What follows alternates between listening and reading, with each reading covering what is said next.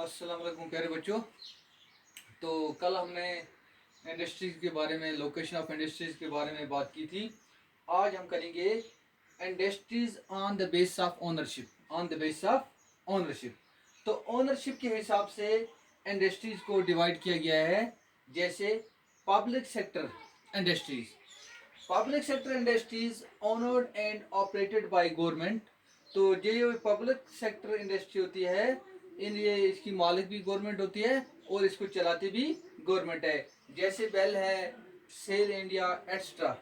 तो उसके बाद public sector industries, public sector industries industries owned and operated by individuals. और वो इंडस्ट्री जिसको कोई एक आदमी चलाता है, प्राइवेट आदमी, और ग्रुप ऑफ इंडिविजुअल या दो तीन आदमी मिलके उसको चलाते हैं, तो उसको प्राइवेट सेक्टर इंडस्ट्रीज कहते हैं। प्राइवेट सेक्टर इंडस्ट्रीज उसको कहते हैं जिसको कोई एक आदमी या दो तीन आदमी ग्रुप बना के उसको चलाते हैं, तो उसको पब्लिक सेक्टर इंडस्ट्रीज कहते हैं। इसकी एग्जांपल है जैसे टेस्को है, Bajaj auto limited, Dabur industries extra.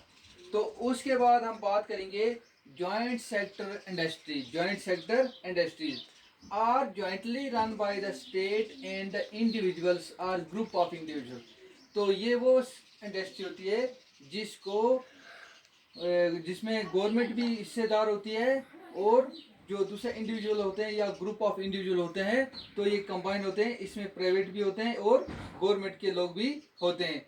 जैसे ऑयल इंडिया लिमिटेड है, Oil India Limited is jointly owned by public and private sector. Oil India Limited जो है इसमें गवर्नमेंट का हिस्सा भी है और जो प्राइवेट है वो भी इसमें हिस्सेदार है।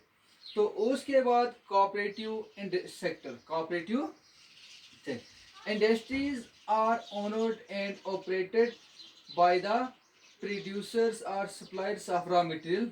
वो इंडस्ट्री जिसको रॉ मटेरियल जो बनाते हैं वही चलाते हैं। वर्कर्स आर बोथ सच, जैसे शुगर इंडस्ट्री इन महाराष्ट्र है, the coir industry in Kerala है। तो उसके बाद हम बात करेंगे on the base of bulk and weight of raw material, weight of raw material.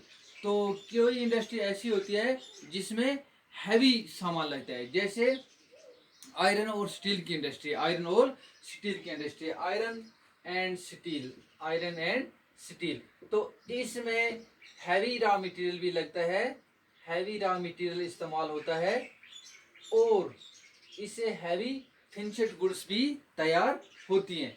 तो उसके बाद है light industries, such as light industries that use light raw material.